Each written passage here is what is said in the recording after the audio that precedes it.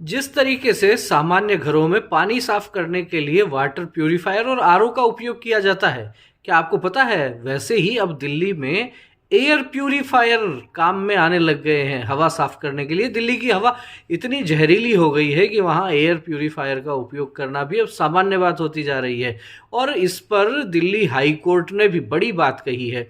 Delhi high court ने केंद्र सरकार और अधिकारियों से कहा है कि यदि आप स्वच्छ हवा नहीं दे सकते तो कम से कम एयर प्यूरिफायर पर टैक्स तो कम कर सकते हैं। एयर प्यूरिफायर पर लग्जरी कैटेगरी का 18% जीएसटी लगता है। ऐसे में दिल्ली हाई कोर्ट ने कहा है कि दिल्ली में एयर इमरजेंसी है। जिस तरीके की हवा है, स्वच्छ हवा, ये व्यक्तियों का सामान्य मौलिक अधिकार होता है, लेकिन यदि वो देने में आप कामयाब नहीं हैं तो कम से कम इस एयर इमरजेंसी की स्थिति में आप जीएसटी तो कम कर सकते हैं एयर प्यूरिफायर पर।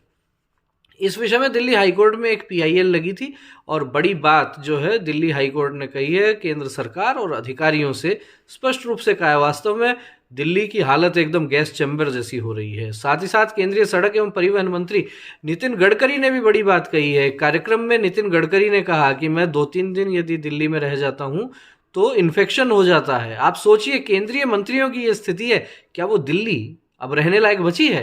केंद्रीय मंत्री नितिन गडकरी कह रहे हैं कि 2-3 दिन दिल्ली में रह जाते हैं तो उनको इन्फेक्शन हो जाता है।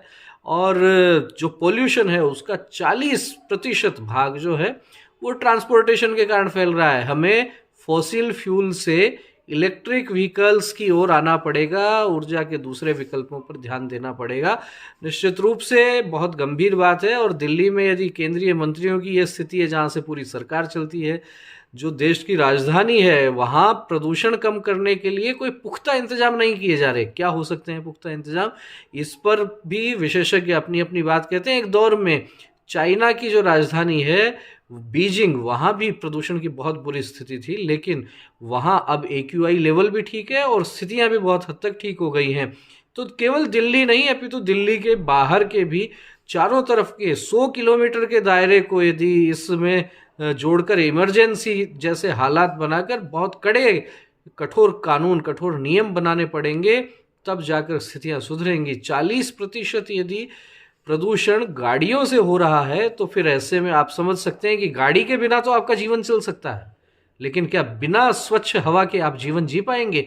तो अब आपको खुद को तय करना पड़ेगा गाड़ी कितनी चलानी है। बहुत आवश्यक होने पर ही गाड़ी निकालेंगे तो ठीक रहेगा। और जो आज स्थिति दिल्ली की बनी हुई है, कल को वही स्थिति पूरे देश में होने वाली है। इसलिए संभल जाइए, सतर्क हो जाइए।